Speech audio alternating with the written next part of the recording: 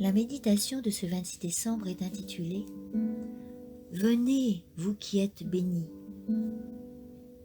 Mais c'est, comme il est écrit, ce que l'œil n'a pas vu, ce que l'oreille n'a pas entendu, et ce qui n'est pas monté au cœur de l'homme, tout ce que Dieu a préparé pour ceux qui l'aiment. 1 Corinthiens 2,9. Ceux qui aiment vraiment Dieu désireront tant améliorer les talents qu'il leur a donnés, qu'ils serviront à bénir autrui. Les portes du ciel s'ouvriront toutes grandes pour les recevoir, et des lèvres du roi de gloire tomberont comme une précieuse musique à leurs oreilles ces précieuses paroles. Venez, vous qui êtes bénis de mon Père, recevez en héritage le royaume qui vous a été préparé dès la fondation du monde. Matthieu 25, 34. Alors, les rachetés seront accueillis dans les demeures que Jésus prépare pour eux. Leurs voisins ne seront pas les hommes vils de la terre, mais ceux qui, avec l'assistance divine, ont développé des caractères parfaits. Toute tendance pécheresse et toute imperfection ont été enlevées par le sang du Christ. L'excellence et l'éclat de sa gloire, dépassant l'éclat du soleil du midi, leur sont imputés.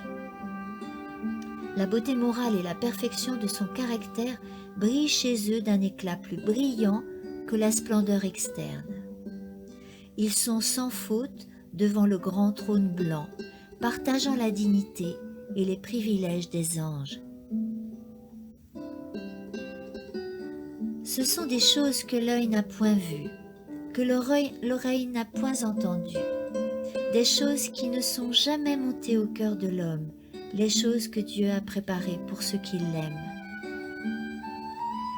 En considération du glorieux héritage qui sera le sien, que peut donner un homme en échange de son âme? Matthieu 16, 26. Il peut être pauvre, mais il possède en lui-même un trésor de dignité que le monde ne peut jamais donner. L'âme rachetée et purifiée de sa souillure, avec tous ses nobles pouvoirs consacrés au service de Dieu, est d'une valeur inégalable.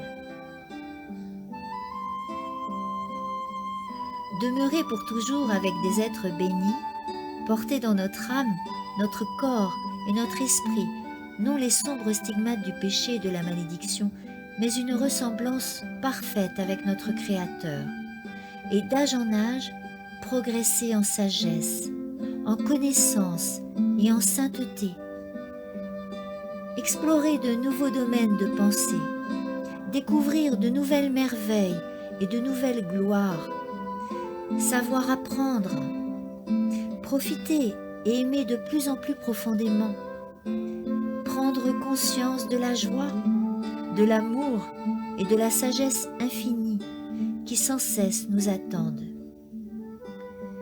Tels sont les objectifs de l'espérance et de l'éducation chrétienne.